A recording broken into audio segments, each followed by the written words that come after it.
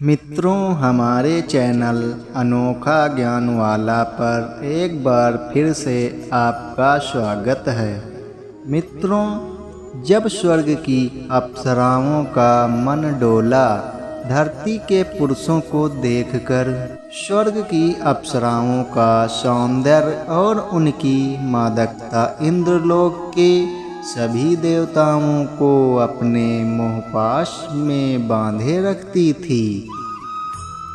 कामनीय काया वाली इन अप्सराओं की मदद से इंद्रलोक के स्वामी इंद्र देवता बड़े बड़े ऋषि मुनियों के घोर तप को भंग किया करते थे। लेकिन पुराणों में कुछ ऐसी भी कथाएं मिलती हैं जिनमें वह बताया गया है कि कई बार ऐसा भी हुआ कि स्वर्ग की अप्सराओं का हृदय धरती के योग्य पुरुषों पर आ गया। जब जब ऐसा हुआ तो क्या हुआ, आइए जाने पुराणों की रोचक कहानी को। मेनका और विश्वामित्र की प्रेम कहानी।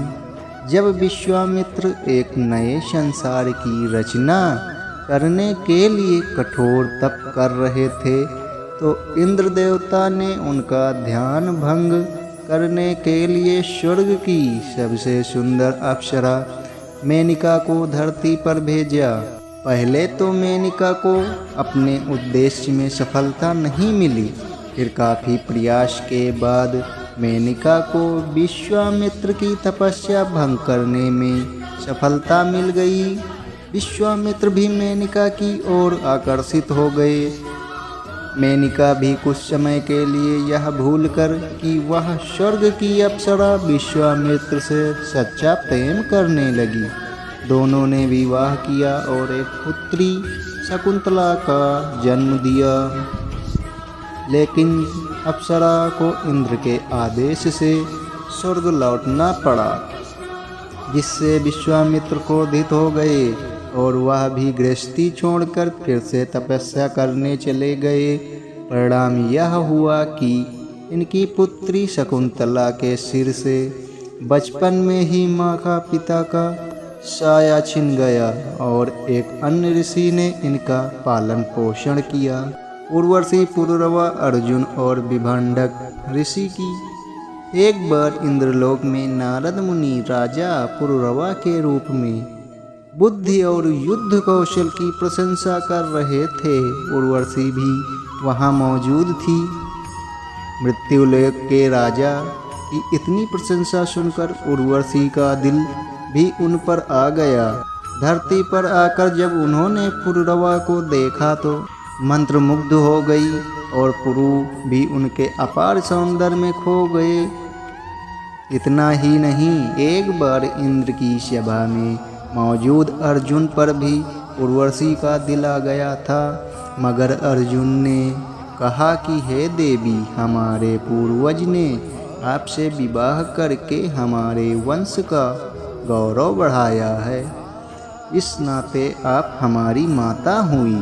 अर्जुन की यह बातें सुनकर क्रोध से आग बबूला उर्वशी ने उन्हें 1 वर्ष तक नपुंसक होने का शाप दिया।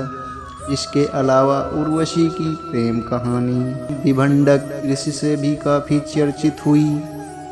घृताची भारद्वाज मुनि का प्रेम इंद्र की सबसे खूबसूरत अप्सराओं में से एक थी। घृताची एक बार भारद्वाज मुनि गंगा स्नान कर अपने आश्रम की ओर लौट रहे थे। अभी उनकी नज़र घृताची पर पड़ी, जो नदी से स्नान कर बाहर निकल रही थी। भीगे वस्त्रों में उनके भरे पूरे तन को देखकर भारद्वाज मुनि काम वासना में खो गए।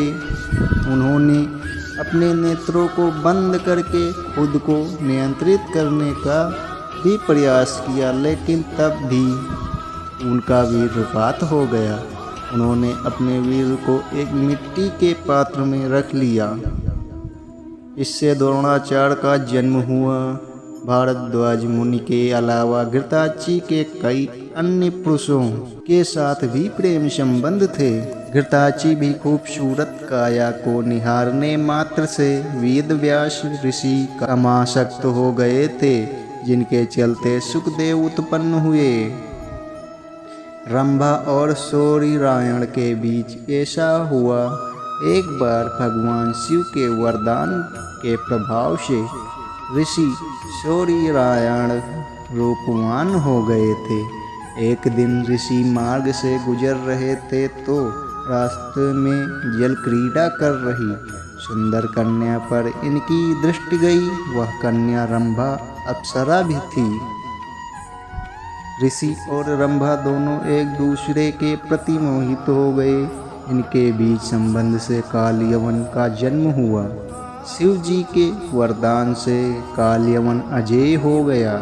शेषनारायण ने भगवान शिव से ऐसे पुत्र का वरदान मांगा था जिसे कोई भी हरा न सके।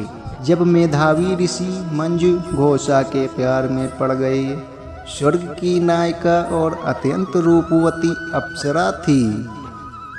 मंजू घोषा भगवान शिव से बदले की भावना से कामदेव ने शिव भक्त मेधावी ऋषि को मोहित कर दिया और अप्सरा को भी ऋषि के प्रति आसक्त कर दिया। अप्सरा ने अपनी वीणा को भूमि पर रख दिया और ऋषि से प्रेम करने लगी। दोनों ने एक दूसरे के प्रेम में 57 साल साथ में गुजार दिए। अप्सरा ने जैसे ही स्वर्गलोक वापस जाने की बात की, ऋषि ने उन्हें पिशाचिन बनने का शाप दे दिया। दोस्तों, वीडियो को लाइक करके चैनल को सब्सक्राइब कर दें।